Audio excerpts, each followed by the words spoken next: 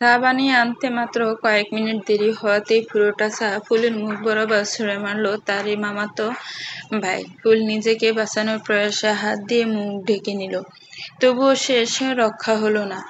বেশ কিছুটা গরম চা তার বাম গালের উপর আছড়ে পড়ল।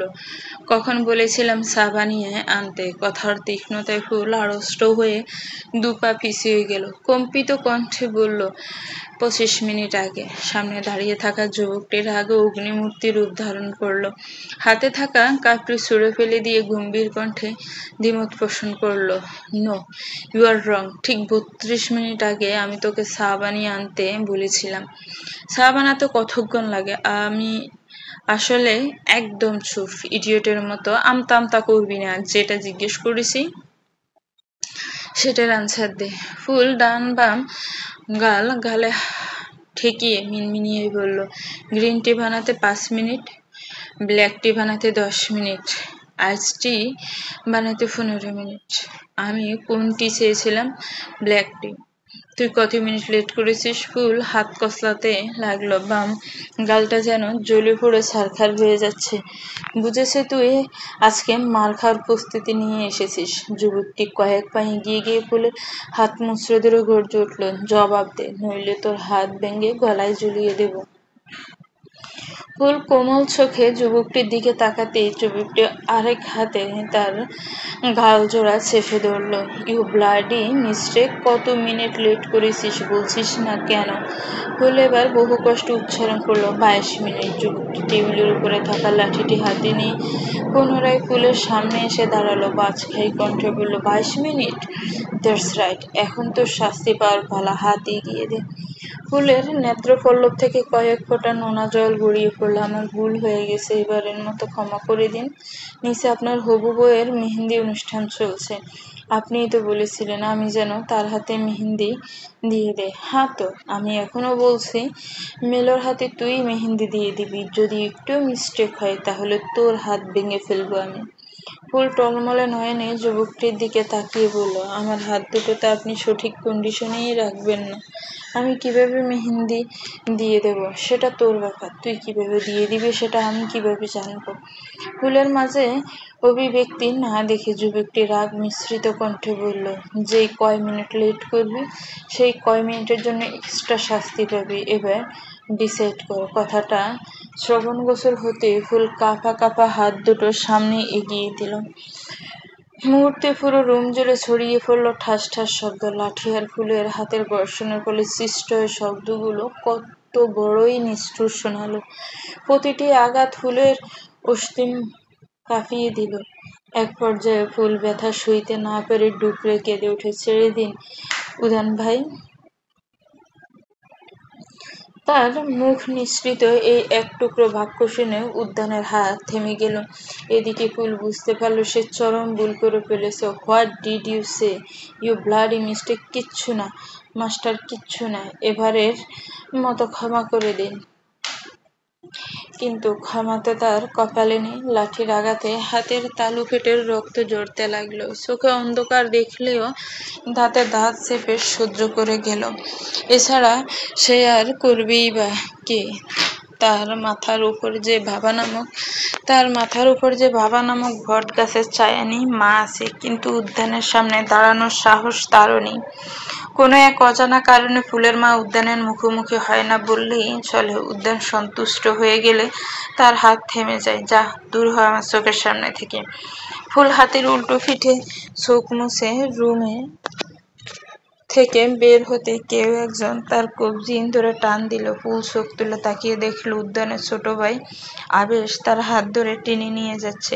ফুল এবার শব্দ করে কেঁদে উঠল। আবেশ ফুলকে নিজের রুমে নিয়ে এলো, তাকে বিছানায় বসিয়ে হাত জোড়া সামনে আনলো। হাত দুটোর অবস্থা দেখে একটা ছোট্ট শ্বাস ফেলে উঠে গেল। ফার্স্ট এড বক্স থেকে মেডিসিন এনে ফুলের হাতে আর গালে সযত্নে লাগিয়ে দিতে লাগলো। ফুল এক দৃষ্টিতে আবেশের দিকে তাকিয়েছে। এক ভাই আরেক ভাই থেকে কতটা আলাদা, ভাবতেই অবাক লাগে।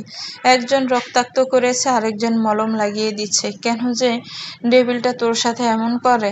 তোমরা কেন বাঁচাতে আসো না আমাকে? আবেশ ফুলের চোখে চোখ রাখলো।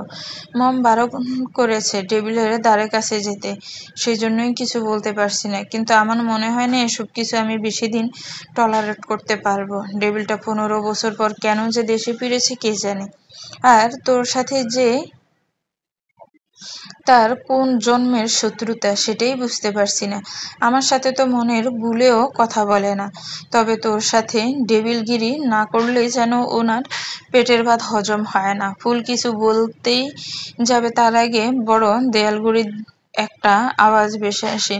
ফুল মনোযোগ সহকারে প্রত্যেকটা শব্দ শুনে বুঝতে পারে এখন 8টা বাজে। ব্যাপারটা বোধগম্য হতে সে বসা থেকে উঠে দাঁড়ায়। তুমি নিচে যাবে না? আবেশ নাবোধক মাথা নাড়ে। ওই ডেভিলের মেহেন্দি অনুষ্ঠানে যোগদান করার বিন্দুমাত্র ইচ্ছা নেই। মাস্টার মেহেন্দি অনুষ্ঠানে উপস্থিত থাকবে না, তুমিও চলো না? আবেশ বিরক্তিসূচক শব্দ উচ্চারণ করে বলল, আমার সামনে মাস্টার বলবি না তো। ফুল আশেপাশে চোখ বুলিয়ে ফিসফিসিয়ে বলল, মাস্টার না, মনস্টার। উম্মাদ দা মনস্টার বলে ফিক করে হেসে উঠল। তার হাসির রিরিঝিনি শব্দে আবেশ পুলকিত নয়নে ফুলের দিকে তাকায়। মেয়েটা বড্ড বাচ্চা। উদ্যান আসার আগ পর্যন্ত এরকম কথায় কথায় হেসে উঠত, কিন্তু উদ্যান আসার পর যেন ফুলের হাসি বিলুপ্তির পথে। ফুল, এই ফুল। ডাক শুনে ফুল ঘাড় বাঁকিয়ে পেছনে তাকিয়ে দেখলো তার মামি তাকে খুঁজতে খুঁজতে এদিকেই আসছে। ফুল এগিয়ে গেল তার দিকে। জি মামি, বলো। উদ্যান আর আবেশের মা মাহবুবা সুলতানা তাড়াহুড়ো করে বলল, নিচে সবাই তোর জন্য অপেক্ষা করছে। তুই নাকি মেলোকে মেহেন্দি দিয়ে দিবি বলেছিস? ফুল উপর নিচ মাথা নেড়ে হাতটা ধরতে আবেশ বলে ওঠে, আর ইউ ক্রেজি? ফুল, তোর হাতের এই অবস্থা নিয়ে কিভাবে মেহেন্দি দিয়ে দিবি? মাহবুবা সুলতানা অবাক চোখে ছেলের দিকে তাকায়। হাতের কোন অবস্থার কথা বলছিস আবেশ? ফুল হাতজোড়া ওড়নার নিচে লুকিয়ে নিল। আবেশে জোরপূর্বক হাতজোড়া মেলে ধরল। ফুলের হাতের অবস্থা দেখে মাহবুবা সুলতানা বাড়ি রেগে গেলেন। এ কি, ওর হাতের এই অবস্থা কিভাবে হলো? কিভাবে হবে আবার? তোমার অতি আদরের বড় ছেলে তেজিব উদ্যান খান জাদা, সে ছাড়া আর কে এত বড় স্পর্ধা দেখাবে? উদ্যানের নাম শুনে মাহবুবা সুলতানা চোখে মুখে জ্বলে ওঠার আগ দপ করে নিভে যায়। কি হলো মু? আজও কিছু বলবে না? তোমার ওই ছেলের প্রবলেমটা কি? কেন ফুলের সাথে এত রুড বিহেভ করছে? মাথায় গ্যাস্ট্রিক আছে নাকি? মাহবুবা সুলতানা কথাটা এড়িয়ে গিয়ে ফুলের উদ্দেশ্যে বলল, তুই অবশ্যই কিভাবে মেহেন্দি দিয়ে দিবি? ফুল শুষ্ক ডুব গিলল। মাস্টার বলেছে আমি মেহেন্দি না দিয়ে দিলে উনি আবারও মারবেন। আবেশ বলে উঠল, বললেই হলো নাকি? আমি থাকতে আর কেউ তোকে মারতে পারবে না, দরকার হলে আমি তোকে নিয়ে এই বাড়ি ছেড়ে চলে যাব। মাহবুবা সুলতানা চমকে তাকান আবেশের দিকে। তোকে আগেই বলেছি উদ্যানের ব্যাপারে কিছুই বলবি না, এরপরেও যদি আমার কথা অমান্য করেছিস তাহলে আমাকে মম বলে ডাকার অধিকার হারিয়ে ফেলবি। কথাটা বলে মাহবুবা সুলতানা হাঁটা ধরল। ফুলও মাথা নিচু করে তার পিছু পিছু চলে গেল। ব্যান্ডেজ পেছানো হাত দিয়ে উদ্যানের হবু বউ মেলোকে মেহেন্দি দিয়ে দিচ্ছে। ফুল বাম হাতের তুলনায় ডান হাতে কয়েকটা কম আঘাত করেছিল। উদ্যান হয়তো মেহেন্দি দিতে হবে সেটা ভেবেই একটু করুণা করেছিল। আচ্ছা, এটাকে কি করুণা বলা চলে? উদ্যানের মাঝে কি আদৌ করুণা নামক অনুভূতি আছে? ফুল ঠোঁট চেপে সব যন্ত্রণা সহ্য করে মেহেন্দি দিয়ে দিচ্ছে। হাতটা অনবরত কাঁপছে। তোমার হাতে কি হয়েছে? মেলোর প্রশ্নে ফুল মুখ তুলে তার দিকে তাকায়। মেলো নামের মেয়েটা অতিরিক্ত সুন্দর। অবশ্য কিছু সংখ্যক লোকের মতানুসারে সে যত বেশি ফর্সা সে তত বেশি সুন্দর। এটাই তো সৌন্দর্য পরিমাপের মাপকাঠি, তাই না? সেই অনুযায়ী মেলোকে এক শব্দে সুন্দরী বলাই যায়, যদিও ফুলের কাছে মেলোকে শ্বেতরোগী বলে মনে হয়। যেখানে ফুলকে তার বান্ধবীরা অতিরিক্ত ফর্সা হওয়ার কারণে শ্বেতরোগী বলে খেপায়, সেখানে মেলো তো তার চেয়ে কয়েক গুণ বেশি ফর্সা। সেই জন্য অবশ্য ফুল মেলোকে মূলো আর রসুন বলে ডাকে, যদিও সেটা সবার অগোচর। What happen? কি ভাবছ? ফুল এবার গাল ফুলিয়ে বলল, আপনার দেহ আমাকে ফার্নিশড করেছে। মিলুর মুখটা ফাংসুটো হয়ে গেল। উদ্যান যে কেন কথায় কথায় মেয়েটার গায়ে হাত তোলে সেটাই সে বুঝে উঠে পারছে না। দেশে ফেরার পর থেকে উদ্যানের বিহেভিয়ার অত্যন্ত স্ট্রেঞ্জ লাগছে। এই উদ্যান তার পরিচিত দেহ নয়। তুমি তাকে বলোনি যে আমার জন্যই তোমার সানিতে লেট হয়েছে? বলার সুযোগটাই দেয়নি। মিলু প্রসঙ্গ পাল্টে ফেললো, এই পোশাকে আমি অকওয়ার্ড ফিল করছি। আর কতক্ষণ এভাবে জোকার সেজে বসে থাকতে হবে? ফুল একবার মিলুর পরনের ডিপ গ্রিন রঙের লেহেঙ্গার দিকে তাকালো। লেহেঙ্গার ডিজাইনটা সে আর তার মামি পছন্দ করেছিল। এটা তো এক্সক্লুসিভ এডিশনের লেহেঙ্গা, আপনার জন্য বিশেষভাবে তৈরি করানো হয়েছে। কাপড়টা তো অনেক সফট। ফুল থামে, তারপর বিরক্তি মিশিয়ে শুধায়, আপনার মনে হচ্ছে আপনাকে জোকারের মতো লাগছে? ফুলের কথা বলার ধরন দেখে মেলু বুঝলো সে ভুলভাল কিছু বলে ফেলেছে। আমি সেভাবে বলতে চাইনি, এসব পড়ার এক্সপিরিয়েন্স নেই তো, তাই আর কি। ফুল শ্বাস ফেলে নিজের কাছে মনোযোগ দিল, কিন্তু সে ঠিকঠাকভাবে মেহেন্দি দিতে পারছে না। ফুল উঠ দেখি। আচানক মামির গলা শুনে ফুল পাশে ফিরে তাকায়। মাহবুবা সুলতানা পাশে দাঁড়িয়ে থাকা দুজন মেহেন্দি আর্টিস্টকে দেখিয়ে বললেন, বাকিটা ওনারা দিয়ে দেবেন। ফুল শুষ্ক ডুব গেল, কিন্তু মাস্টার জানলে? মাহবুবা সুলতানা ফুলের বাহু ধরে টেনে তুললেন, আমি সামলে নেব। আর তুই নিজেও তো রেডি হসনি, যা রেডি হ গিয়ে। ফুলের ঠোঁটের কোণে হাসি ফুটে উঠল। সে মাথা নেড়ে নিজের রুমে চলে গেল। রুমে এসে দেখলো উদ্যান আর আবেশের খালাতো বোনেরা তার মেকআপ দিয়ে ইচ্ছে মতো সাজুগুজু করছে। ড্রেসিং টেবিলে যত্ন করে সাজিয়ে রাখার নামি দামি ব্র্যান্ডের মেকআপ আইটেমগুলো এলোমেলো অবস্থায় পড়ে আছে। এমন দৃশ্য দেখে ফুলের ভীষণ রাগ উঠল। রেগে মেগে কিছু বলতে যাবে, তার আগে আবেশের মেজো খালার মেয়ে সুনেরা বলল, ফুল কিছু মনে করো না, আসলে আমি ভুল করে মেকআপ আর অর্নামেন্টসের ব্যাগটা বাড়িতেই ফেলে এসেছি। ফুলে জিজ্ঞাসু দৃষ্টিতে আবেশের ছোট খালা দুই মেয়ের দিকে তাকালো। মেয়ে দুটোর মধ্যে একজন ফুলের সমবয়সী হবে, আরেকজন বয়স 13 হবে। ফুলের সামনে দেখে তারা দুজন জোরপূর্বক হাসলো। ফুলের সমবয়সী দেখতে মেয়েটা, যার নাম হলো মেহেক, সে বলল, তোমার মেকআপ আইটেমগুলো অনেক ভালো ব্র্যান্ডের, সেই জন্য আমরাও। এরই মাঝে আবেশের রুক্ষ কণ্ঠ বেশ হলো, ভালো ব্র্যান্ডের হলেই কি অনুমতি ছাড়া অন্য কারো জিনিস ব্যবহার করতে হবে? হাতে টাকা মেডিসিনের ব্যাগটা টেবিলের উপর রেখে আবেশ ড্রেসিং টেবিলের সামনে গিয়ে দাঁড়ালো। সুনেরা মেহেক আর মাহির উদ্দেশ্য বলল, নিজেদের ভালো চালে যত দ্রুত সম্ভব এগুলো পূর্বের জায়গাতে গুছিয়ে রেখে এই রুম থেকে বের হ। আবেশের দমক খেয়ে তিনজনই সবকিছু গোছাতে শুরু করলো। থাক আবেশ ভাই, আমার সমস্যা নেই, শাস্তি দাও তাদেরকে। ফুলের কথা শুনে তারা তিনজন বেশ খুশি হলো। আবেশ একটা শ্বাস ফেলে ফুলের সামনে এসে দাঁড়ায়। মাঝে মাঝে প্রতিবাদও করতে হয় ফুল, সবকিছু সহ্য করতে নেই। আমি যার কাছ থেকে সব শিখেছি সে যে আমাকে প্রতিবাদ করতে শেখায়নি আবেশ ভাই। ফুফি আসেনি এখনো? ফুল জানে না কেন, কিন্তু তার গলা আটকে এলো। মায়ের কথা মনে পড়তে কান্না পেয়ে গেল। তার মা প্রায় উদাও হয়ে যায়, কোথায় যায় সে জানে না। আজকে সারাটা দিন সে মায়ের মুখটা পর্যন্ত দেখেনি। এই ব্যাপারে হাজারবার জিজ্ঞেস করলে আজ অব্দি কোনো উত্তর মেলেনি। বরাবরই তার মেয়ে রেহানা বেগম কথাটা এড়িয়ে গেছেন। আবেশ বোধহয় ফুলের মন খারাপ টের পেল। সে আলতো হাতে ফুলকে নিয়ে টেবিলের কাছে গেল। মেডিসিনের পাতা থেকে একটা ট্যাবলেট খুলে ফুলের হাতে ধরিয়ে দিল, এটা খেয়ে নে, ব্যথা কমে যাবে। আচমকাই ফুলের চোখ জোড়ো ভরে উঠল। টুপ করে এক ফোঁটা নোনা জল গড়িয়ে পড়ল। আবেশ তার মুখটা দুহাতের আঁচলে নিয়ে আদুরে গলায় বলল, আমি ফুলের কান্না নয়, হাসি দেখতে চাই। ফুলের হাসি আমার ভীষণ প্রিয়। মুহূর্তে ফুল কান্নার মাঝে হেসে ওঠে। আবেশ ঘুরে যায় টেবিলের দিকে, জগ থেকে পানি ঢেলে ফুলের হাতে দিয়ে বলে, খেয়ে রেস্টে নে। আবেশ রুম থেকে বেরিয়ে গেল। ফুল ট্যাবলেটটা খেয়ে দপ করে বিছানায় বসে পড়ল। তার ভালো লাগছে না, তাই ভাবলো সে আর রেডি হবে না। নিচে যাওয়ার থেকে রেস্ট নেওয়া উত্তম। ঘড়ির কাঁটা 10টা ছুঁই। সে রেস্টে নেওয়ার লক্ষ্যে বিছানা এলিয়ে দেওয়া মাত্রই মেহেক চিল্লিয়ে ওঠে, এই ফুল, তুমি এভাবে নেতিয়ে পড়ছো কেন? রেডি হবে না? ফুল কোলবালিশে মুখ গুজে বলল, না, আমার দায়িত্বটা মামি সামলে নিয়েছেন, আমার আর যাওয়ার প্রয়োজন নেই, তোমরা গিয়ে এনজয় করো। মেহেকের মুখটা ছোট হয়ে গেল। অভিমানী সুরে বলল, এটা কেমন কথা? তুমি হলে গিয়ে আমাদের ঘুরো, তুমি না গেলে কিভাবে হবে? এহেন কথা শুনে ফুল মুখ তুলে সরু চোখে মেহেকের পানে তাকায়। মেহেকের সাথে এবার মাহিও তাল মেলায়। হ্যাঁ ফুল, তুমি আমাদেরকে গাইড না করলে আমরা তো একদমই নাচতে পারবো না। চলো না। সুনেরা মলিন গলায় বলল, তোমার মেকআপ প্রোডাক্টগুলো অনুমতি ব্যতীত ইউজ করার কারণেই কি তুমি রাগ করেছো?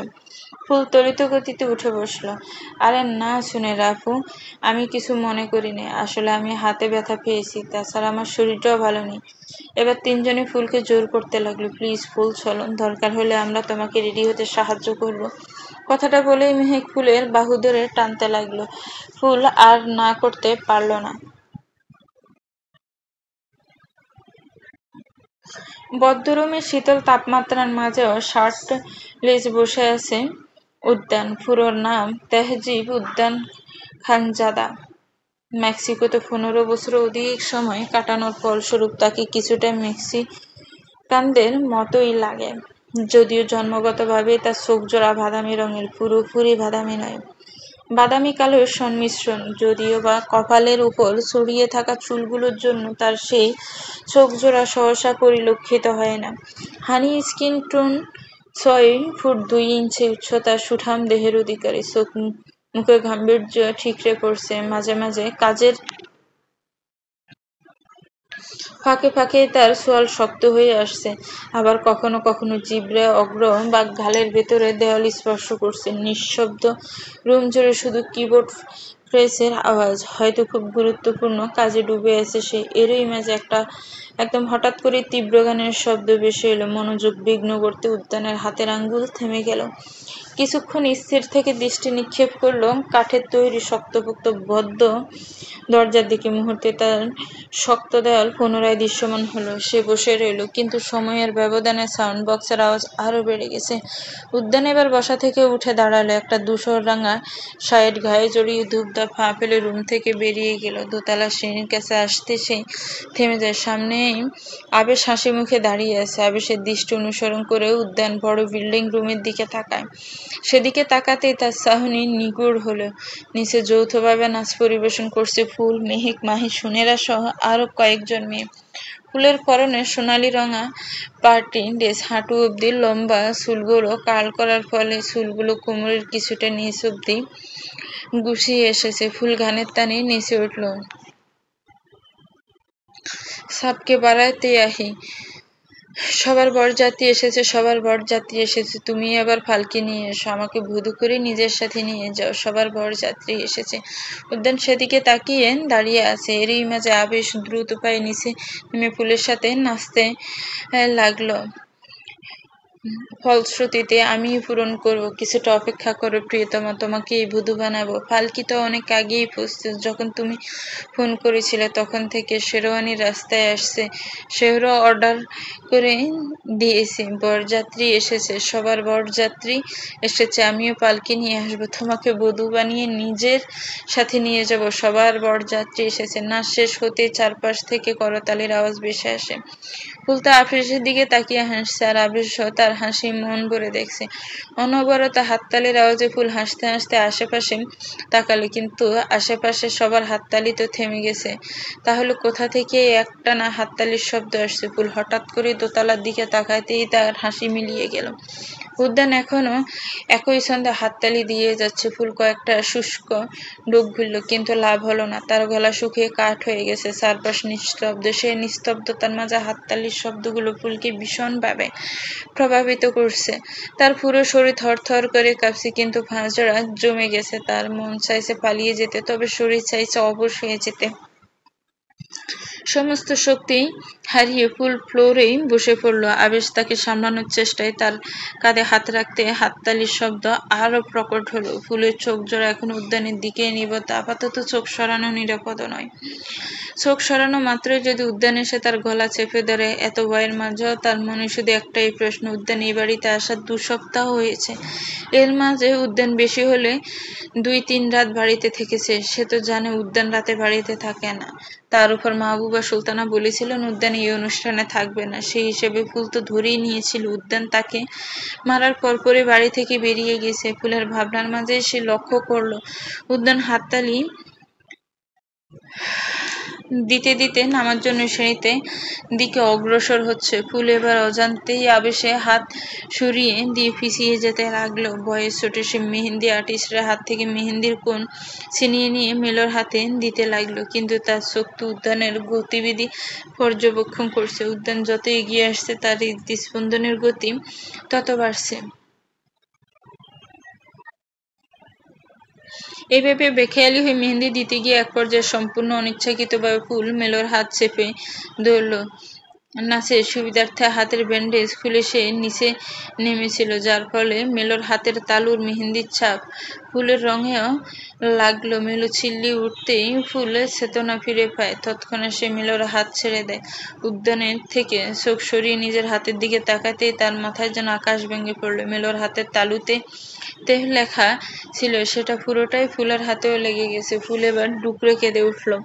উদ্যান সিঁড়ি বেয়ে নিচে নামতে মাহবুবা সুলতানা দ্রুত পায়ে তার সামনে গিয়ে দাঁড়ায়, আর এদিকে আবেশও ফুলকে আড়াল করে তার সামনে এসে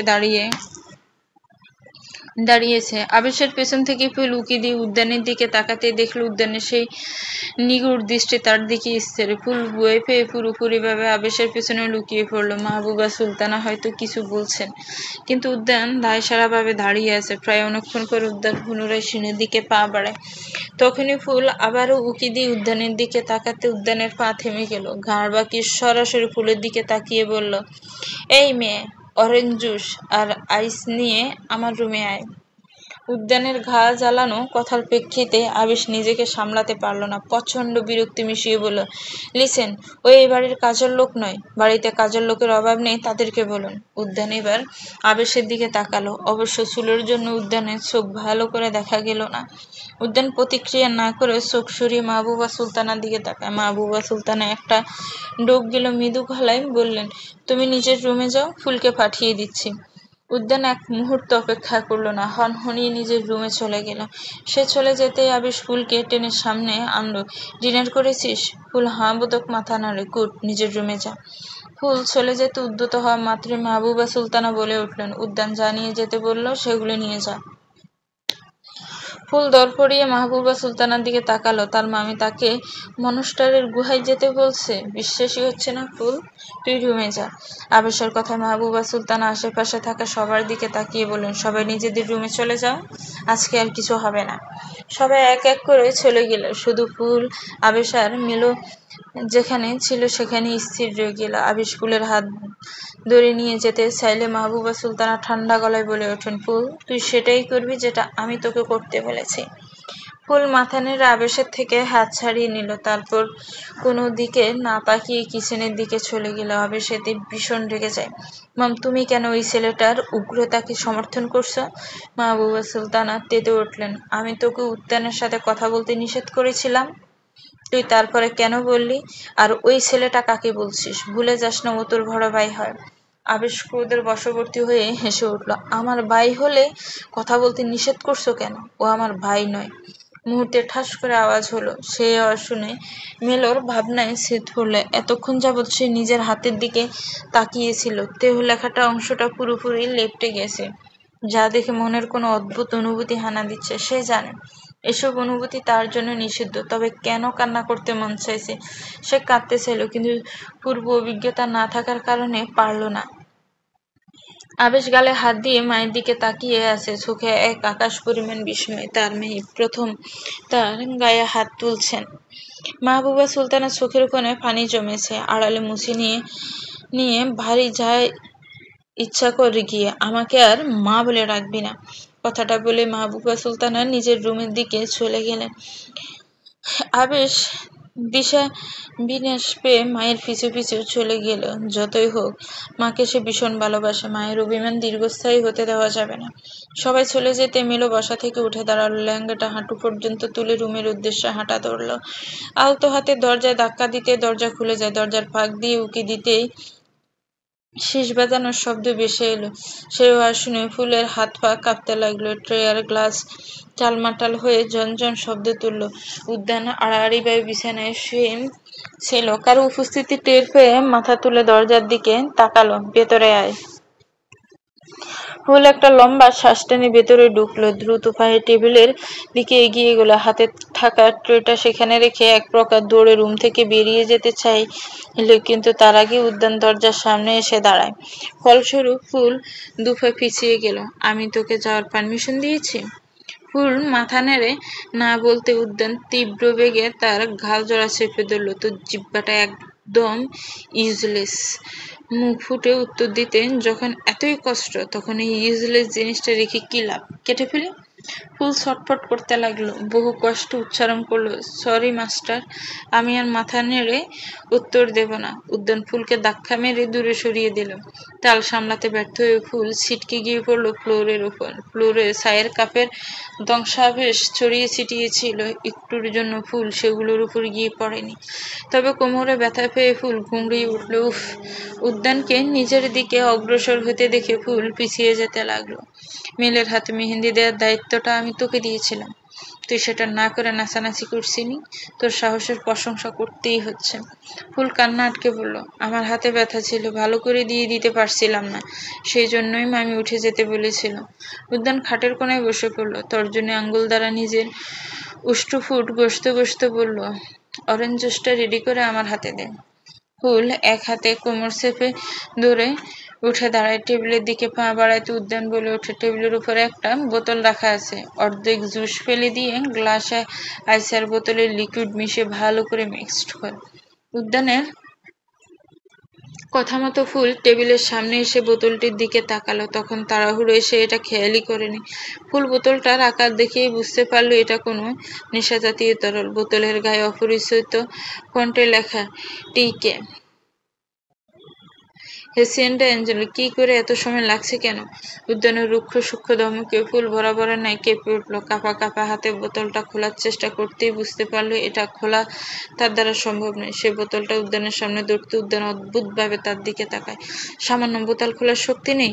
18 বছর ধরে তোকে খাইয়ে পড়িয়ে লাভের লাভ তো কিচ্ছু হলো না দেখছি। উদ্যান ফুলের হাত থেকে বোতলটা নিতেই ফুল বিড়বিড় করে বলে উঠল, আপনি দেখতে পান বলেই তো মনে হয় না, চোখ জোড়া আদৌ আছে তো? উদ্যান বোতল খুলতে গিয়েও থেমে গেল। গম্ভীর কণ্ঠে বলল, তোর স্কেলের ভেতর মস্তিষ্ক আছে বলেও তো আমার মনে হয় না। মাথা ফাটিয়ে দেখবো ভাবছি। ফুল তাবদা খেয়ে গেল। এত আস্তে কথা বলাটাও মানুষটা শুনে ফেললো, আর শুনে এমন শান্তভাবে ওয়ার্নিং দিল। উদ্যান একটা মোচড় দিয়ে বোতলটা খুলে ফেললো, তারপর ফুলের হাতে দিয়ে বলল, শান্ত আছি, থাকতে দিস, নয়তো সত্যি সত্যি তোর মাথা ফাটিয়ে ফেলবো। ফুল তৎক্ষণাৎ বোতলটা নিয়ে ফিরে গেল। তারপর উদ্যানের কথা মতো অর্ধেকটা জুস ফেলে দিয়ে সেই তরল আর আইস কিউব দিয়ে ভালোভাবে নাড়তে লাগলো। উদ্যান হাত বাড়িয়ে ইশারা করতেই গ্লাসটা তার হাতে ধরিয়ে দিল ফুল। এবার আমি যাই। উদ্যান গ্লাসে চুমুক দিয়ে ধীরে সুস্থে বলল, খুব তাড়া দেখছি, ইম্পর্টেন্ট কাজ আছে নাকি? ফুল মিথ্যা মিথ্যা হাই তুলে বলল, না মাস্টার, তেমন কিছু না, আসলে এখন মাঝরাত তো, তাই ঘুম আসছে। উদ্যান ফের নিশ্চুপ হয়ে গেল। কিছুক্ষণ পর অদ্ভুত গলায় প্রশ্ন ছুড়ল, ডেসপাসিটো গানটা শুনেছিস? কথাটা শুনে ফুলের মুখ হা হয়ে গেল। সোয়ালটাও খসে পড়ার উপক্রম। সে তড়িৎ গতিতে মাথা ঝাঁকিয়ে বলতে লাগলো, তওবা তওবা, আমি ওসব গান শুনি না মাস্টার। উদ্যান কাঠখোট্টা গলায় বলল, তোর রিয়াকশন দেখে বুঝলাম যে গানটা শুনেছিস। অ্যাকচুয়ালি ওটা আমার ফেভারিট সং। ফুলে বেশ স্বপ্ন ডুব দিল। মাস্টার প্রিয় গান তেনার মতোই খতরনাক, তবে সেটাই স্বাভাবিক। সেই মুখে হাসি টেনে বলল, ও আচ্ছা, আসলে আমি তো খাঁটি বাঙালি, তাই ওই টাইপের গানগুলো আমার সাথে ঠিক যায় না। আপনি তো দীর্ঘ সময় মেক্সিকোতে ছিলেন, তাই হয়তো রুচিতে পরিবর্তন এসেছে। ফুল এক নাগাড়ে কথাগুলো বলে থামলো। স্বভাবতই সে মাঝে মাঝে একটু বেশি কথা বলে ফেলে। উদ্যানকে শান্ত দেখে সে ভুলেই গেছে যে সে এখন মনস্টারের মুখোমুখি দাঁড়িয়ে আছে। স্প্যানিশ সং তোর কালচারের সাথে না গেলেও হিন্দি সং যে খুব যায়, সেটা বেশ বুঝতে পেরেছি।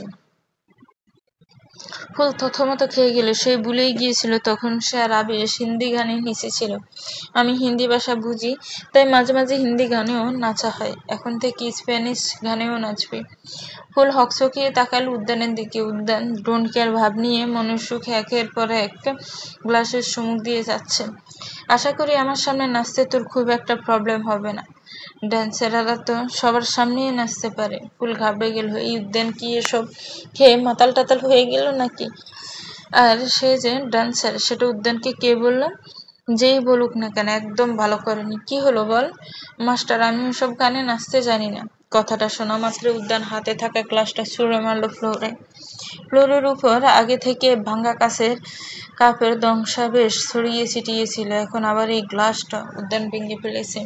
ভীতে সমস্ত ফুল দু হাত দ্বারা কান চেপে ধরল। উদ্যান রাগে এবার গর্জে উঠল, ইউ ব্লাডি মিস্টেক! আর একবার আমার কথার উপর ফাল্টা কথা বললে আই সোয়ার তুই জিপ কেটে ফেলবো। ফুল কাঁপতে কাঁপতে কয়েক পা পিছিয়ে গেল। অবাধ্য চোখ জোড়া ভিজে উঠল। এই একটা উপায়ে তুই সম্পূর্ণ সুস্থভাবে এই রুম থেকে বের হতে পারবি, তাই ভালো করে নাচিস। যদি আমার পছন্দ না হয় তাহলে তোর কপালে দুঃখ আছে। ফুল এবার বেশ অপ্রস্তুত হয়ে পড়ল। এরকম একটা মনস্টারের সামনে সে কিভাবে নাচবে? তার তো এখনই হাত পা কাঁপছে। এই মনস্টারটা তাকে জ্বালিয়ে পুড়িয়ে নিঃশেষ করে ফেলতে চাইছে, কিন্তু কেন? জুতো খোল। ফুল অবাক চোখে উদ্যানের দিকে তাকাতে উদ্যান নিজের জুতোটা খুলে তার মুখ বরাবর মারল। ফুল অবশ্য নিজের মুখ ঢেকে ফেলেছিল। জুতো খুলতে সমস্যা হলে জামা খুলে ফেল, এরকম একটা কথা শোনার জন্য মোটেও প্রস্তুত ছিল না ফুল। কতটা চরিত্রহীন আর লম্পট হলে একজন মামাতো ভাই তারই ফুফাতো বোনকে এভাবে বলতে পারে, সেটাই ভেবে পাচ্ছে না ফুল। সে কোনো মতে নিজের জুতো জোড়া খুলে ফেললো। কি বলতো মাস্টারের সামনে জুতো পরে নাচাটা দৃষ্টিকটু লাগে। এবার আমি গান শুরু করছি, বি কেয়ারফুল, মিস্টেক যেন না হয়। ধীরে ধীরে উদ্যান গেয়ে উঠতে ফুল বড়সড় একটা ঝটকা খেলো। তাকে দাঁড়িয়ে থাকতে দেখে উদ্যান তার দিকে অগ্রসর হতে লাগলো। হাত উঁচিয়ে নাচতে ইশারা করলো। ফুল একটা বড় শ্বাস টেনে নাচতে লাগলো। আমি তোমার গলার বাজে ধীরে ধীরে নিঃশ্বাস নিতে চাই, তোমার কানে কানে কিছু বলতে চাই, তুমি যাতে আমার অবর্তমানেও আমাকে বলতে না পারো। ফুলের শরীর শিউরে উঠল। যদিও সে বহু আগে জনপ্রিয়তার রহস্য খুঁজতে গিয়ে শুধুমাত্র একবার অনুবাদ সহ গানটা শুনেছিল, তবুও তার মনে হচ্ছে সে অর্থ বুঝতে পারছে। ফুলের স্টেপগুলো পারফেক্ট হওয়াতে উদ্যানের ভালো লাগছে না। ফুল ভুল না করলে উদ্যান তাকে শাস্তি দেবে কিভাবে, কষ্ট দেবে কিভাবে? ফুলের কান্না না দেখলে তো তার মাথাই খারাপ হয়ে যাবে। উদ্যান ফুলের সামনে গিয়ে দাঁড়ায়। আমি চুমু খেতে খেতে তোমাকে উন্মুক্ত করতে চাই, তোমার গোলক দাদার দেওয়ালে নিজের চিহ্ন রাখতে চাই, তোমার শরীরকে সম্পূর্ণ পাণ্ডুলিপিতে রূপ দিতে চাই। উদ্যান হঠাৎ করে থেমে গিয়ে ফুলের আরো কাছে ঘেঁষতে লাগলো। তাকে কাছে আসতে দেখে ফুল পিছিয়ে যেতে লাগলো। কিছুটা পিছিয়ে যেতেই ফ্লোরে থাকা একটা কাঁচের টুকরো তার ডান পায়ে ঢুকে গেল। সাথে সাথে উদ্যান সন্তুষ্ট হয়ে খাটের দিকে চলে গেল। সে সামনে থেকে সরে যেতেই ফুল নিজের পা চেপে ধরে নিচে বসে পড়ল। দূর হও আমার চোখের সামনে থেকে। উক্ত কথাটি শুনে ফুল টলমল নয়নে তাকালো সামনে বসে থাকা পাষণ্ড পুরুষটির দিকে। কম্পিত কণ্ঠে বলল, আপনি ইচ্ছে করে এমনটা করেছেন, তাই না?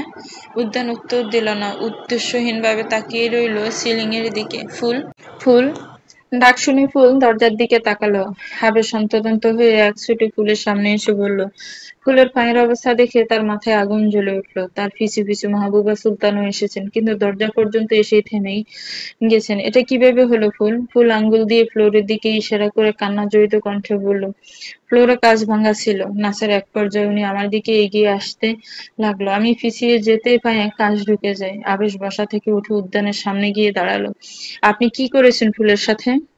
উদ্যান অনুভূতি শূন্য চোখে আবেশের দিকে তাকিয়ে রইল। বেশ কিছুক্ষণ পর বলে উঠল, সেটাই করেছি যেটা তুমি ওর সাথে করেছিলে। প্রথমবার উদ্যান কথা বলেছে আবেশের সাথে, আর এই প্রথমবারেই আবেশ পুরোপুরিভাবে উদ্যানের চোখ জোড়া দেখতে সক্ষম হলো। লোকটার চোখ মারাত্মক। চোখ দিয়ে সে সবকিছু ভস্ম করে দেওয়ার ক্ষমতা রাখে। আবেশ সেসব আজগুবি চিন্তা বাদ দিয়ে বলল, মানে আমি কি করেছিলাম ওর সাথে? ডান্স করেছিলে? আমিও সেটাই করার চেষ্টা করেছি, কিন্তু তোমার বোন আমার সাথে স্টেপ মেলাতে ব্যর্থ হয়েছে। বোন শব্দটা শুনে আবেশের চোখ বড় বড় হয়ে গেল।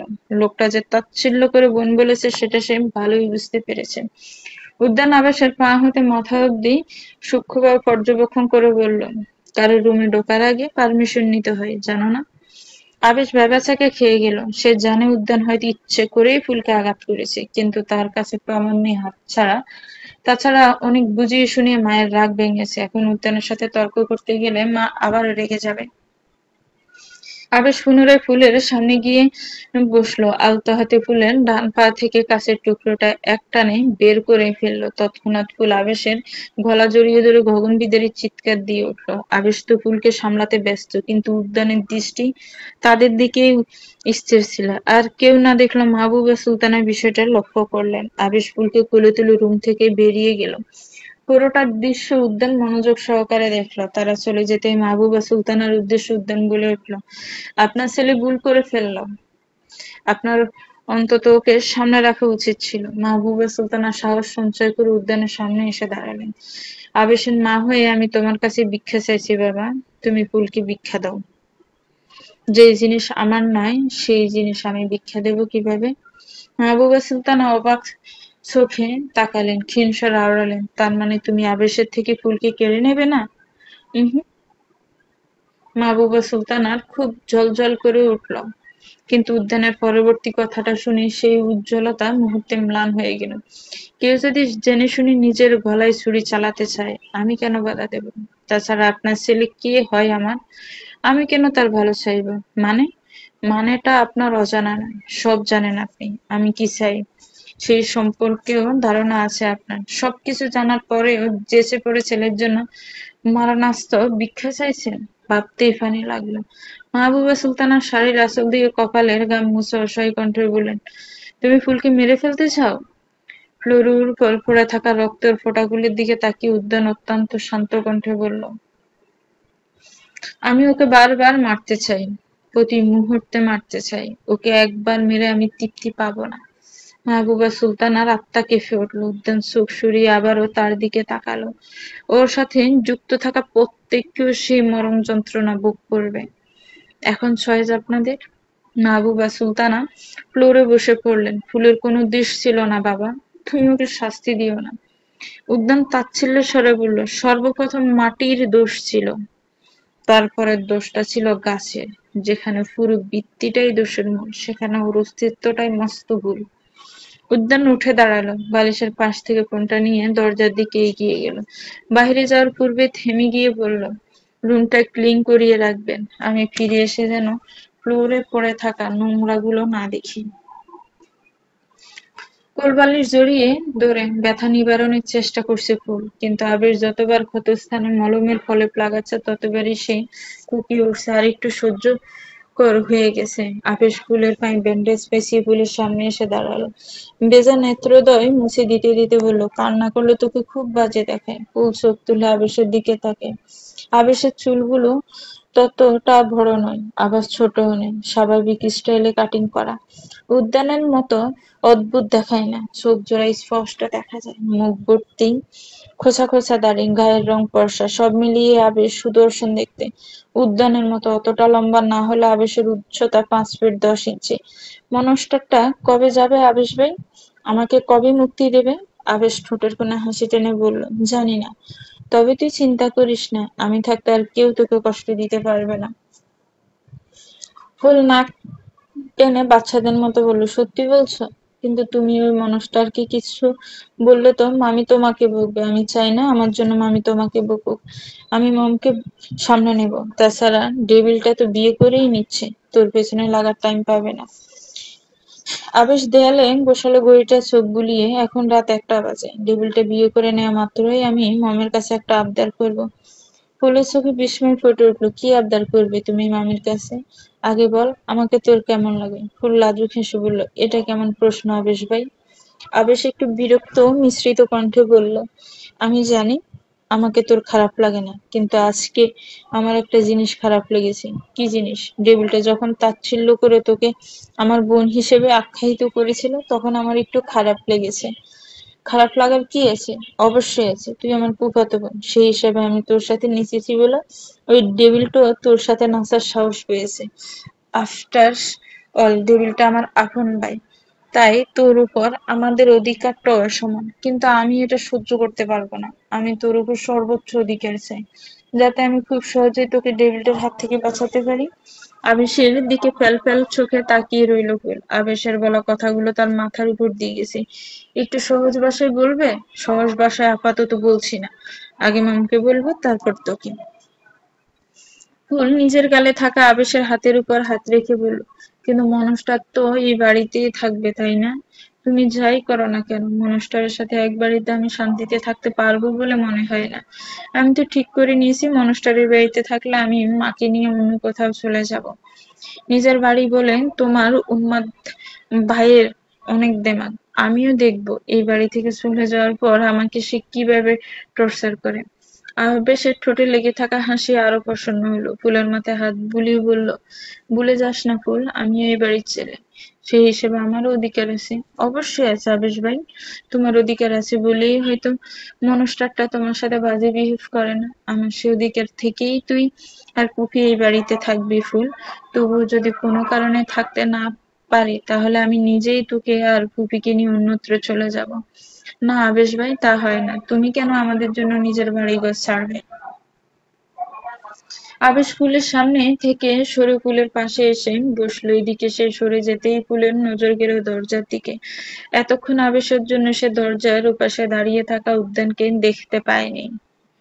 উদ্যানকে দেখে ফুলের গলা শুকিয়ে এলো। উদ্যান অদ্ভুত ভঙ্গিমায় দাঁড়িয়ে আছে। আমি তোর জন্য সবকিছু থাকতে পারবো ফুল, আমি সবসময় তোকে আগলে রাখবো। কথাটা বলেই আবেশ ফুলের দিকে তাকায়। ফুলকো ভয়ার্ত চোখে দরজার দিকে তাকিয়ে থাকতে দেখে সে নিজেও দরজার দিকে তাকালো। উদ্যানকে দাঁড়িয়ে থাকতে দেখে আবেশ নিজেও কিছুটা ঘাবড়ে গেল, কিন্তু উদ্যান কোনরূপ প্রতিক্রিয়া করলো না। দুপদাপ পা ফেলে নিজ গন্তব্যে চলে গেল। সে চলে যেতেই ফুল একটা স্বস্তির নিঃশ্বাস ফেলল। টেবিলটা কিছু শুনেছে বলে মনে হয় না। আবেশের কথার সাথে ফুল একমত হতে পারল না। তার মনে পড়ে গেল তখন উদ্যান তার ভিড় করে বলা কথাটাও শুনতে পেয়েছিল। সকাল ৭টা। আকাশের পূর্ব দিকে সূর্য নিজের রক্তিম আভা ছড়িয়েছে। বন্ধ জানালার পর্দা ভেদ করে সেই আবার রুমে প্রবেশ করতে পারছে না। খাটের উপর ঘুমিয়ে আছে ফুল। নিস্তব্ধ রুম জুড়ে অন্ধকার রাজত্ব করছে। এমন সময় মাথায় কারো স্পর্শ পেয়ে ফুলের তন্দ্রায় বিঘ্ন ঘটে। ফিটফিট করে চোখ মেলে সামনে কারো অবয়ব দেখে সে চিৎকার করতে যাবে, তার আগেই সামনে বসে থাকা ব্যক্তিটি টেবিল ল্যাম্প জ্বালিয়ে দেয়। নরম গলায় বলে, ভয় পাস না, আমি এসেছি। মায়ের স্নিগ্ধ কণ্ঠ শুনে ফুলের ভয় কেটে যায়। বিছানা থেকে উঠে মায়ের গলা জড়িয়ে ধরে, মা তুমি এসে গেছো? এসে গেছি। ফুল রেহানা বেগমকে ছেড়ে দিয়ে সোজা হয়ে বসলো। অভিমানী সুরে অভিযোগ করতে লাগলো, তুমি জানো তোমার অবর্তমানে তোমার মেয়ের সাথে মনুষ্যটা কি করেছে? রেহানা বেগম চমকালেন না, বরং বরাবরের শান্ত গলায় বললেন, জানি। ভাবি সব বলেছেন আমায়। তুমি কি এবারও কিছু বলবে না মা? রেহানা বেগম নিশ্চুপ হয়ে গেলেন। কিছুক্ষণ পর গভীর গলায় বললেন, আমি যতদূর জানি উদ্যান বেশি দিন থাকবে না। আমি চাই না অশান্তির সৃষ্টি করতে। ভুলে যাস না তাদের কাছে আমরা ঋণী। তারা না থাকলে আমরা বহুদিন আগেই বিলীন হয়ে যেতাম। আমাদের মতো আগাছা আর পরাগাছার মতো মানুষদের মুখে প্রতিবাদ শব্দটা মানায় না। মায়ের এমন তিক্ত বাণী শুনে ফুলের চোখের কোণে পানি জমল। রেহানা বেগম উঠে দাঁড়ালেন, দরজা অবধি এসে পুনরায় পিছু ফিরলেন। ফ্রেশ হয়ে নিচে যা, জানি পায়ে ব্যথা, তবু রুমে বসে থাকিস না। রেহানা বেগম রুম থেকে বের হতে মাহবুবা সুলতানা বলে উঠলেন, মেয়েটাকে এভাবে না বললেও পারতে। রেহানা বেগম শ্বাস ফেলে বললেন, আমি ওর ভালোর জন্যই বলেছি। উল্টো তুমি আবেশকে এভাবে বলতে পারছো না। এটা তোমার ব্যর্থতা। যদি প্রথম থেকে সহ্য করা শেখাতে তবে আজকের দিনটা দেখতে হতো না। তোমার ছেলে তো প্রতিবাদী হয়ে উঠেছে ভাবি। কিভাবে সামলাবে তাকে? উল্টো তোমার ছেলে প্রতিবাদের জোরে আমার মেয়েটার জীবন আরো অন্ধকার নেমে আসবে। ঘড়ির টিকটিক আওয়াজ জানান দিচ্ছে এখন বেলা 10টা বাজে। কিছুক্ষণ পরে উদ্যান আর মিলুর গায়ে হলুদ। উদ্যান আর মিলুর হলুদ মিলুর বললে ভুল হবে, কারণ উদ্যান বাড়িতে নেই। সে অবশ্য পূর্বেই জানিয়ে দিয়েছিল এসব আজগুবি রীতিনীতি সে পালন করবে না, শুধু বিয়েটুকু করবে। তবু মিলের হলুদের আয়োজন বেশ তোড়জোড় সহিত করা হচ্ছে। লিভিং রুমের সোফায় বসে আছে সুনেরার মা আর মাহবুবা সুলতানা। আপা, উদ্যান খান জাদা এত বছর পর টুক করে কোথা থেকে এসে হাজির হলো। মাহবুবা সুলতানা হলুদের বাটি সাজিয়ে রাখছিলেন। মার্জিয়া বেগমের কথা শুনে তিনি বিরস মুখে বললেন, সেটা তো আমার থেকে ভালো তোর জানার কথা। ছেলেকে মেক্সিকোতে পাঠিয়েছিলাম তোর কাছে। তুই আমার ছেলের সাথে কি করেছিস তা তো তুই ভালো বলতে পারবি। মার্জিয়া বেগম থতমত খেয়ে গেলেন। হ্যাঁ, সেটা সত্যি যে উদ্যানকে তার কাছে পাঠানো হয়েছিল, কিন্তু তারা তো 10 বছর আগে সর্বস্ব হারিয়ে দেশে ফিরে এসেছে। যদি উদ্যানকে সে মাত্র 1 বছরই নিজের কাছে রেখেছিল, তারপর বাড়ি থেকে বের করে দিয়েছিলেন, এটা অবশ্য কেউ জানে না। আর উদ্যান মাহবুবা সুলতানাকে এ ব্যাপারে কিছু বলেছে বলে মনে হয় না। উদ্যানকে বাড়ি থেকে বের করে দেওয়ার পরেও মার্জিয়া বেগম প্রতি মাসে উদ্যানের খরচ চালানোর নাম করে দীর্ঘ 4টা বছর মাহবুবা সুলতানার কাছ থেকে মোটা অঙ্কের টাকা হাতিয়ে নিয়েছিলেন। মাহবুবা সুলতানা জিজ্ঞাসু দৃষ্টিতে তাকাতে মার্জিয়া বেগম প্রসঙ্গ পাল্টে ফেলল। আচ্ছা আপা, সব ছেলেকে এমন বড় গলায় নিজের ছেলে বলতে খারাপ লাগে না? শুরুতে না হয় দুলাভাইয়ের চাপে বাধ্য হয়ে বলতে, কিন্তু এখনো বলার কারণ কি? মাহবুবা সুলতানার হাত থেমে গেল। চোখ মুখ লাল বর্ণ করতে মার্জিয়া বেগম জোরপূর্বক হেসে বললেন, ক্ষমা করে দাও, আমি ওভাবে বলতে চাইনি। মাহবুবা সুলতান আশেপাশে চোখ বুলিয়ে তীক্ষ্ণ কণ্ঠে বললেন, আমি জানি না তুই উদ্যানের সাথে ঠিক কি কি করেছিস, আর জানতেও চাই না, কিন্তু তুই একটু আগে যা বললি তার দ্বিতীয়বার উচ্চারণ করলে আমি তোকে পুলিশে দেব। মার্জিয়া বেগম শুষ্ক ডুব গিললেন। এরই মাঝে সুনেরা মেহেকার মাহি মেলোকে নিয়ে নিচে নেমে এলো। মেলোর পরনে হলুদ রঙের বাড়ি লেহেঙ্গা, সেই সঙ্গে কাঁচা ফুলের গহনা। তাদের পেছনে আবেশ ফুলকে ধরে ধরে নিয়ে আসছে। ফুলের পরনে বাকিদের মতো গোলাপি রঙের সিল্কের শাড়ি, শাড়ির সাথে ম্যাচিং করে একজোড়া ইয়াররিং পরেছে, এছাড়া তেমন কোনো সাজগোজ করেনি। আবেশ আলাদা করে গায়ে হলুদ উপলক্ষে বিশেষ কিছু পরেনি, জাস্ট একটা নীল রঙের শার্ট আর কালো প্যান্ট পরেছে। আবেশ বিরক্তি মাখা কণ্ঠে আওড়ায়, কেন যে অবস্থায় নিচে নামতে চাইছিস কে জানে। ফুল পিছল হেসে বলল, নিচে গায়ে হলুদের অনুষ্ঠান হবে আর আমি উপরে বসে থাকবো, তা কি করে হয় আবেশ ভাই? হাহ, ঢেবলের গায়ে হলুদ নয়, মরিচ দেওয়া উচিত। অবশেষে আবেশের কথা শুনে সবাই হেসে উঠল। মিলু বিরক্তিসূচক শব্দ উচ্চারণ করলো, তেউকিনি উল্টোপাল্টা কথা বলবে না। সবাই হাসি থামিয়ে দিল। ফুল মুখ চিপে হাসছে। আবেশ হালকা কিছু বলল, তা আপনার দেহ কোথায়? মিলি উত্তর দিল না। তাকে স্টেজে বসিয়ে গায়ে হলুদের পর্ব শুরু করা হবে এমন সময়ে তার ফোনে একটা কল আসে। ফোনটা হাতে নিয়ে স্ক্রিনে দেহ লেখাটা দেখা মাত্রই মিলের মুখে হাসি ফুটে উঠল। সে তৎক্ষণাৎ কলটা রিসিভ করে কানের কাছে ধরল, কিন্তু অপর পাশ থেকে উদ্যানের বলা কথাগুলো শুনে মিলের মুখের হাসি মিলিয়ে যায়। তবে এসবের মাঝেও তাকে বেশ কঠোর দেখাচ্ছে। সে এখানে এসেছে উদ্যানের কাজে সাহায্য করতে, তাই উদ্যানের কথার অবাধ্য হতে পারবে না। সর্বাবস্থায় তাকে উদ্যানের কমান্ড ফলো করতে হবে। উদ্যান কল কেটে দিলে মেলো কিছুক্ষণ থম মেরে বসে রইল। এমন সময়ে সুনেরা হাতে কিছুটা হলুদ দিয়ে মেলোর গালে ছোঁয়াতেই উদ্যত হয়, কিন্তু মেলোর গালে হলুদ ছোঁয়ানোর পূর্বে মেলো এক ঝটকা হাতটা সরিয়ে দেয়। ঘটনা আচমকীয়, তাই কেউ কিছু বুঝে ওঠার আগেই সুনেরার হাতে থাকা হলুদটুকু গিয়ে ফুলের গলায় ছিটকে পড়ল। আশেপাশে থাকা প্রত্যেকেই নিজেদের জায়গায় জমে গেল যেন। ফুল কাঁপা কাঁপা হাতে গলায় স্পর্শ করল, তারপর হাতটা সামনে এনে লেগে থাকা হলুদটুকুর দিকে নির্লিপ্ত ভঙ্গিতে তাকিয়ে রইল। নীরবতা ভেদ করে ফুল গর্জে উঠল, আপনি এটা কেন করলেন? ফুলের প্রশ্নে বাকি সবার হুঁশ ফিরল। সবাই জিজ্ঞাসু দৃষ্টিতে মিলুর দিকে তাকাতেই মিলু বসা থেকে উঠে দাঁড়ালো। কারো প্রশ্নের উত্তর না দিয়ে একছুটে নিজের রুমে চলে গেল। এদিকে ফুলের শরীরে অবশ্যই আসছে। হলুদ লাগা অংশটুকু যেন জ্বলে পুড়ে খাক হয়ে যাচ্ছে। নিজেকে সামলাতে না পেরে ফুল মেঝেতেই বসে পড়ল। সাথে সাথে আবেশ তাকে উঠাতে উদ্যত হয়, কিন্তু তাকে থামিয়ে দিয়ে রেহানা বেগম ফুলের সামনে এসে পড়লেন। নিচের শাড়ির আঁচল দিয়ে যত্ন সহকারে ফুলের গলায় লেগে থাকা হলুদটুকু মুছে দিলেন। যদিও হলুদের দাগ পুরোপুরি উঠল না, ফুলের ফর্সা গলায় হলুদের দাগ যেন আরো চকচক করছে। আজকে শুক্রবার, বাদ জুমার পর বিয়ের সময় ধার্য করা হয়েছিল। উদ্যান এখনো বাড়িতেই ফিরেনি। মাহবুবা সুলতানা বেশ কয়েকবার কল দিলেও উদ্যান রিসিভ করেনি।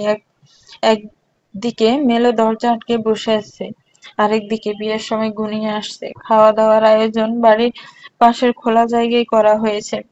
আস্তে আস্তে লোকজন আসতেও শুরু করে দিয়েছে। সব মিলিয়ে বিচ্ছিরি একটা পরিস্থিতি। 1000 জনের উপর দাওয়াত করা হয়েছে। খানাজাদা বংশ খুব নামি-দামি বংশ। এই বংশের পূর্বপুরুষ জমিদার ছিলেন। সেই সময় এই বাড়িকে জমিদার বাড়ি হিসেবে সবাই চিনত। কালের বিবর্তনে সেই নাম হারিয়ে গিয়ে খানাজাদা নিবাস নামে পরিচিতি পেয়েছে। ধর্ম বর্ণ নির্বিশেষে এলাকার সবাইকে দাওয়াত দেওয়া হয়েছিল। মাহবুবা সুলতানা ভাবনায় পড়ে গেলেন, এখন কি হবে? উদ্যান কি তবে তাদের মান সম্মান ধূলিসাৎ করে দেওয়ার লক্ষ্যেই দেশে ফিরেছে? মাহবুবা সুলতানা আবারও মিলর দরজার সামনে এসে দাঁড়ালেন। নিজেকে ধাতস্থ করে দরজায় হাত রাখতে দরজা খুলে যায়। মাহবুবা সুলতানা তাড়াহুড়ো করে রুমে ঢুকলেন, কিন্তু মিলু রুমে নেই। সারা ঘর তন্ন তন্ন করে খুঁজে মিলুকে পাওয়া গেল না।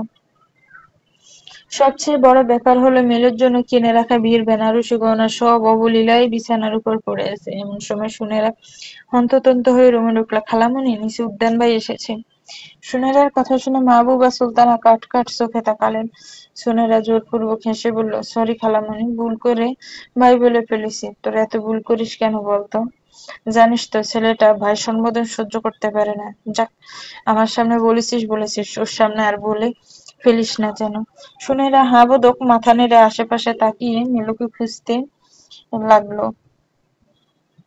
তার ভাবসাব দেখে মাহবুবা সুলতানা তাকে এক প্রকার টেনে টুনে রুম থেকে বের করে দিলেন।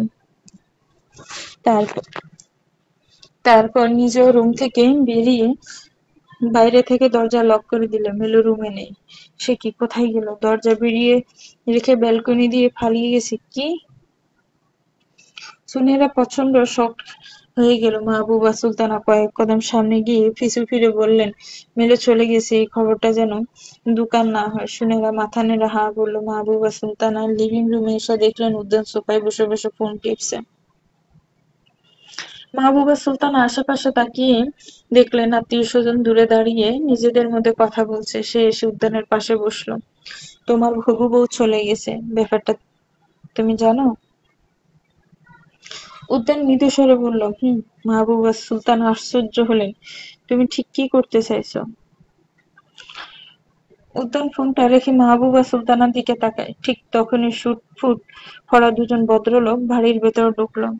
চলবে তো ভিউয়ার্স, গল্পটা কেমন লেগেছে একটু কমেন্টস করে জানাবেন। গল্পটার মধ্যে অনেক অনেক রহস্য লুকিয়ে আছে। সামনের পর্বগুলো আরো অনেক সুন্দর। যদি আপনারা বলেন তাহলে নেক্সট পর্বগুলোই দেওয়া হবে। ভালো লাগলে একটি লাইক করবেন, শেয়ার করবেন, আর আমার চ্যানেলটাকে প্লিজ সাবস্ক্রাইব করবেন। যারা অলরেডি সাবস্ক্রাইব করে রেখেছেন তাদেরকে অনেক অনেক ধন্যবাদ। ভালো থাকবেন, সুস্থ থাকবেন, আমার চ্যানেলের সাথেই থাকবেন। আল্লাহ হাফিজ। আসসালামু আলাইকুম।